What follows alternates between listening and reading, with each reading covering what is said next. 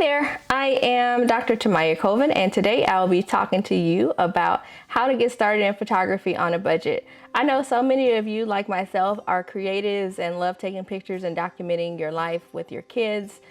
Some of you may need to create content for your business, or you just like to show people the world in which you live, right? And so I know sometimes trying to get started can be a bit costly, and so today I wanted to share with you exactly how I did it and ways in which you can actually do so without breaking the bank. Okay, so I made some notes here, and so you will see me looking down getting those notes for you. Okay, so the first thing that I want you to talk about, or for you to like really decide on, is what gear do you like really need, right? Because a lot of us have what's called gear acquisition syndrome, GAS, where every time the latest and greatest thing comes out, that we have to purchase it and run out and like, oh, we need this, right? And so I know that it's very costly to go into photography, right? And so one of the things that I want you to look at, and one of the things that I did, was that I actually purchased my equipment used. Yeah, I did. And so because when I got started, I didn't have enough to like go out and buy brand new equipment like from the stores. And so what I did, and what you can do also, is that you can check out places that have refurbished cameras.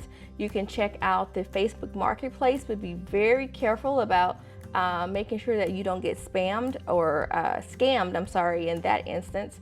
You can check out KEH, B&H, and Adorama. They all sell really great refurbished products on a budget, right? And you can they like go in scale from like really good from A until like F. And so you can get an idea of the things that you need there just to get started with your basic camera, right? And so the second thing that I want you to think about, gotta check my notes one more again. Another place that people forget to actually look is the pawn shop. Yeah, so take a Saturday, just like if you wanted to go thrifting or something like that, but this time actually go to a few pawn shops and take a look around for the cameras that are actually there. So you can actually have your phone with you, look at the camera that you are thinking about buying, and go and see, do the pawn shops actually have it? Because sometimes you can actually find a pawn shop that may have a really good camera, and you can actually put a little bit of money down and pay on it per month. So just some different things and ways that you can think about. The second one, let me check, hold on, let me check my little notes for you. Okay, second thing that you're going to need is to have some type of way to like process or edit your photos, right? And so I would recommend starting out getting an Adobe subscription for just Photoshop and Lightroom. It's under just about $9.99 a month. You don't need all of the bells and whistles just starting out. So a $10 program a month will allow you to take the images that you've taken on your camera, pull them into Lightroom, and actually do like some color corrections, or if you like want your sky more blue, or do some different editing techniques that you've been learning, then you can actually do that.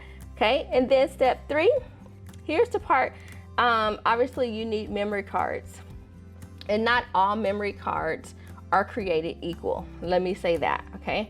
Because depending on the right speed of the memory card, it could go faster or it could go slower depending on the type of memory card that you get. So some of them, I know like some places you can see them like memory cards for like $8, $10. Try to get one that's a little bit higher.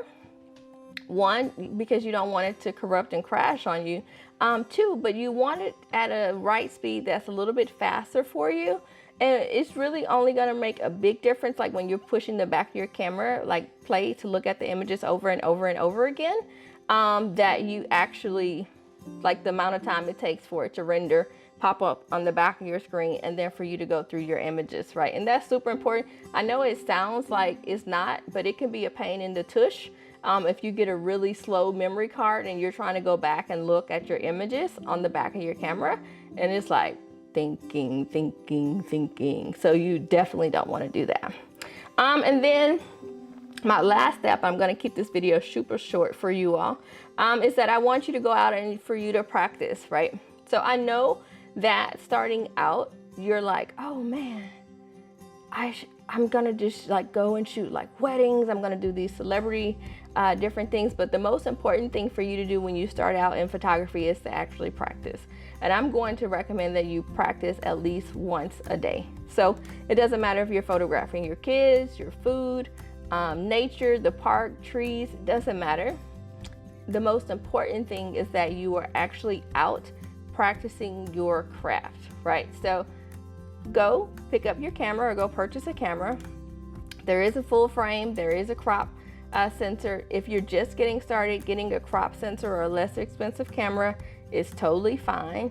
2, go out, get you your memory cards, download Adobe, and go and practice. And that's it. That's all I have for you today. So thank you for tuning in. Hit like and subscribe. Yay. And I'll see you here again with more tips and tricks on getting started in photography and actually how to how to run a business and some better tips like that. But for just this one, I know some of you are like, I don't know how to get started. So I just wanted to share these quick tips for you all.